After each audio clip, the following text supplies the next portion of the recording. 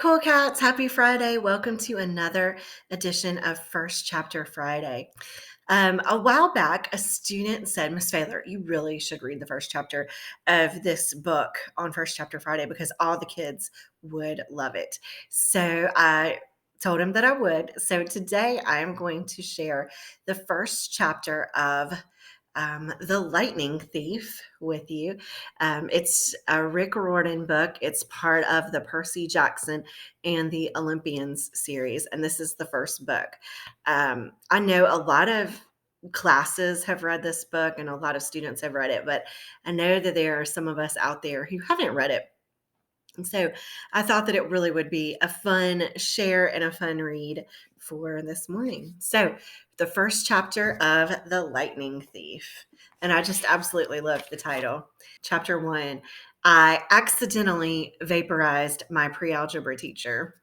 Look, I didn't want to be half blood. If you're reading this because you think you might be one, my advice is close this book right now. Believe whatever your mom or dad told you about your birth and try to lead a normal life. Being half blood is dangerous. It's scary. And most of the time, it gets you killed in painful, nasty ways.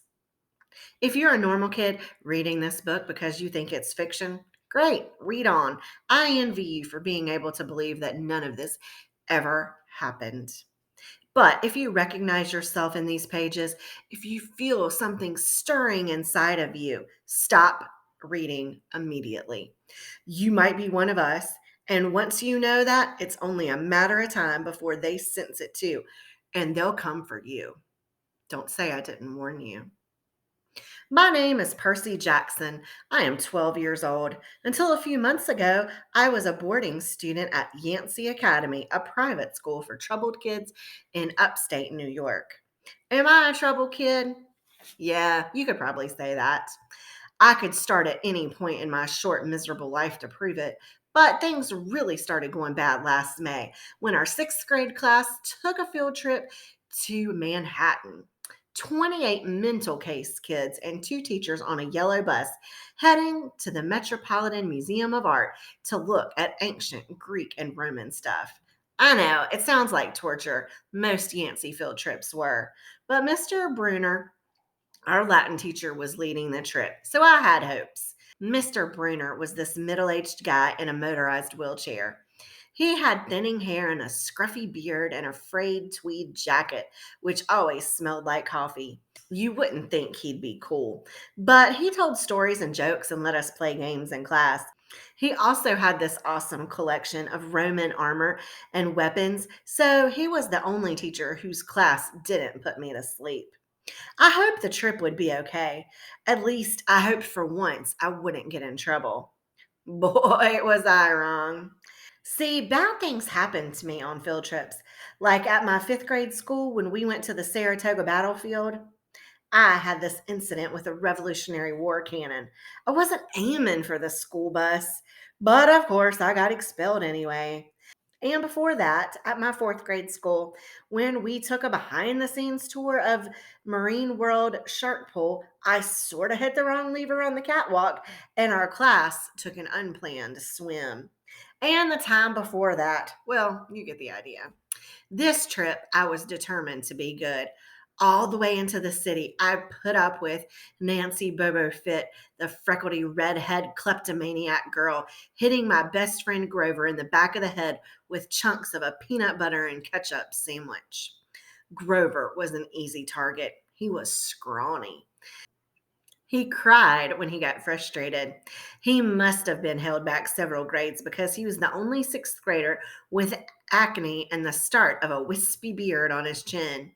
On top of all that, he was crippled. He had a note excusing him from PE for the rest of his life because he had some kind of muscular disease in his leg. He walked funny and every step hurt him. But don't let that fool you. You should have seen him running when it was enchilada day in the cafeteria.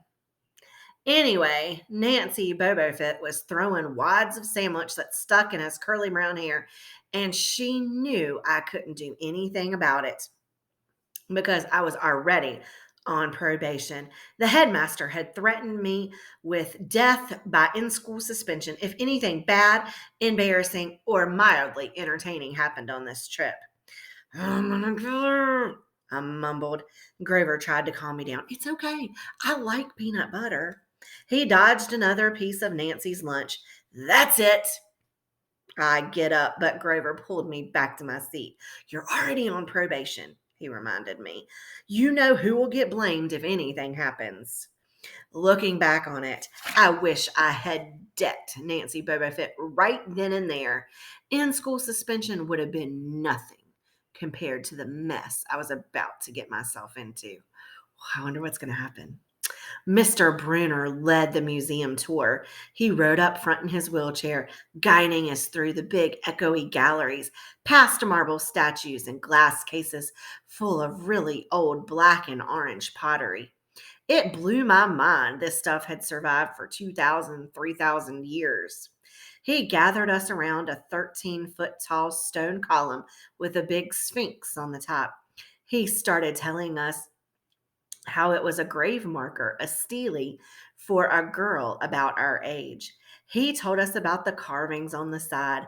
I was trying to listen to what he had to say because it was kind of interesting, but everybody around me was talking.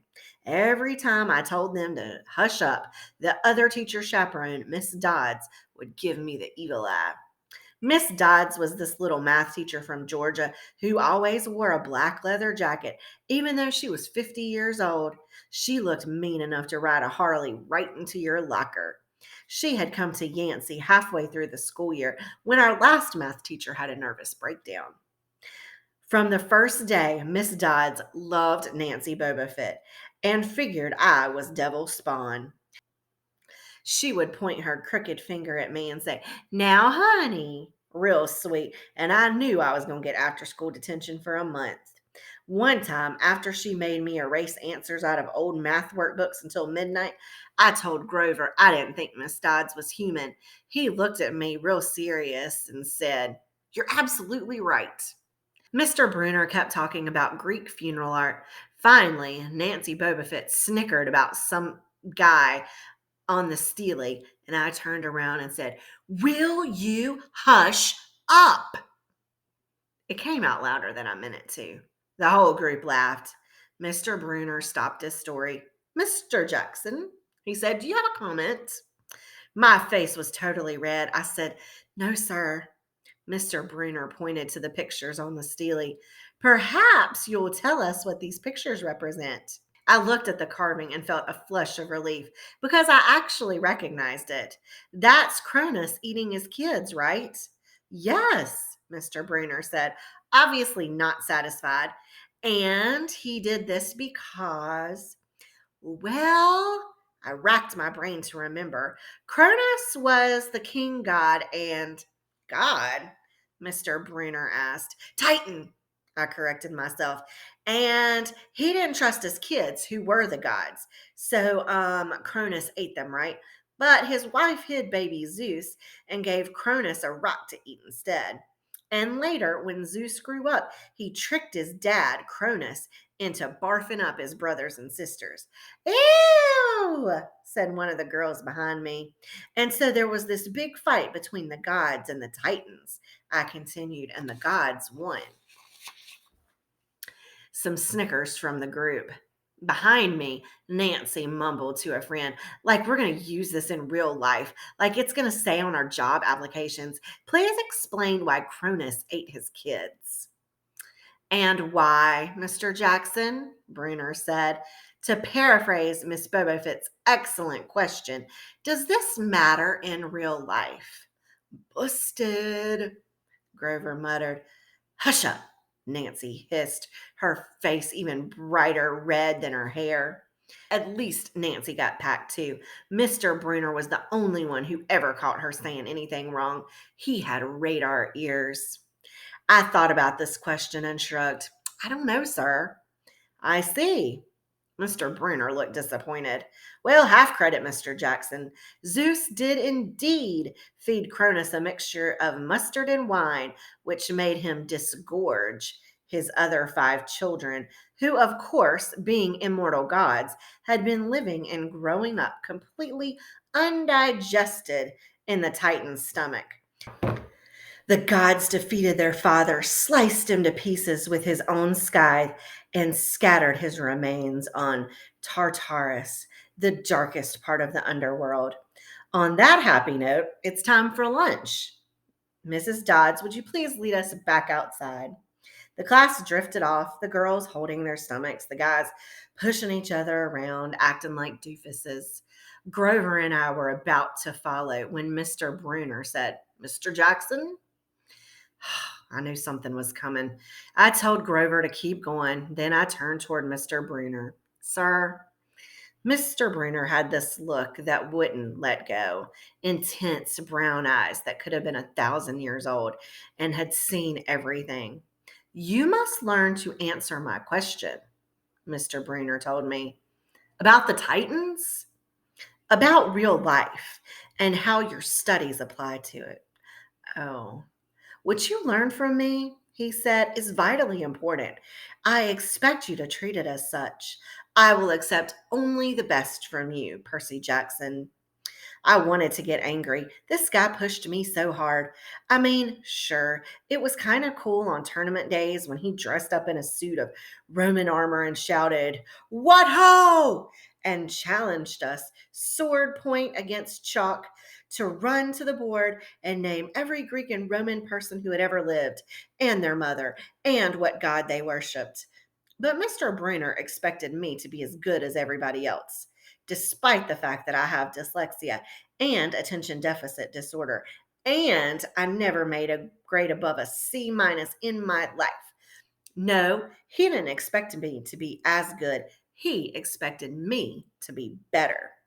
And I just couldn't learn all those names and facts, much less spell them correctly. I mumbled something about trying harder while Mr. Bruner took one long, sad look at the Steely like he'd been at this girl's funeral. He told me to go outside and eat my lunch. The class gathered on the front steps of the museum where we could watch the foot traffic along Fifth Avenue. Overhead, a huge storm was brewing with clouds blacker than I'd ever seen over the city. I figured maybe it was global warming or something because the weather all across New York State had been weird since Christmas. We'd had massive snowstorms, flooding, fires from lightning strikes. I wouldn't have been surprised if this was a hurricane blowing in. Nobody else seemed to notice. Some of the guys were pelting pigeons with Lunchable crackers. Nancy Bobo Fett was trying to pickpocket something from a lady's purse. And of course, Miss Dodds wasn't seeing a thing. Grover and I sat on the edge of the fountain away from the others. We thought that maybe if we did that, everybody wouldn't know we were from that school. The school for kids that couldn't make it elsewhere. "Detention?" Grover asked. "Nah," I said, "not from Bruner. I just wish he'd lay off me sometimes. I mean, I'm not a genius." Grover didn't say anything for a while. Then I thought he was going to give me some deep philosophical comment to make me feel better. But he said, "Can I have your apple?" I didn't have much of an appetite, so I let him have it. I watched the stream of cabs going down Fifth Avenue and thought about my mom's apartment, only a little ways uptown from where we sat. I hadn't seen her since Christmas. I wanted so bad to jump in a taxi and head home. She'd hug me and be glad to see me, but she'd be disappointed too. She'd send me right back to Yancey, remind me that I had to try harder, even if this was my sixth school and I was probably going to be kicked out again. I wouldn't be able to stand that sad look she'd give me. Mr. Bruner parked his wheelchair at the base of the handicap ramp. He ate celery while he read a paperback novel. A red umbrella stuck up from the back of his chair, making it look like a motorized cafe table. I was about to unwrap my sandwich when Nancy appeared in front of me with her friends. I guess she'd gotten tired of stealing from the tourist and dumped her half-eaten lunch in Grover's lap. "Oops," she grinned with her crooked teeth. Her freckles were orange, as if somebody had spray painted her with liquid Cheetos. I tried to stay cool. The school counselor had told me a million times, count to 10, get control of your temper. But I was so mad, my mind went blank. A wave roared in my ears. I don't remember touching her, but the next thing I know, we're going to stop there. All right. Left you with a cliffhanger there. If you want to know more about what happens with Percy and Nancy, or back to the beginning of the chapter, how he vaporizes his math teacher, I'm just dying to know. There's all kinds of twists and adventures that Percy goes on in this story. If you are interested, you can check it out in the library, The Lightning Thief. Happy Friday, cool cats.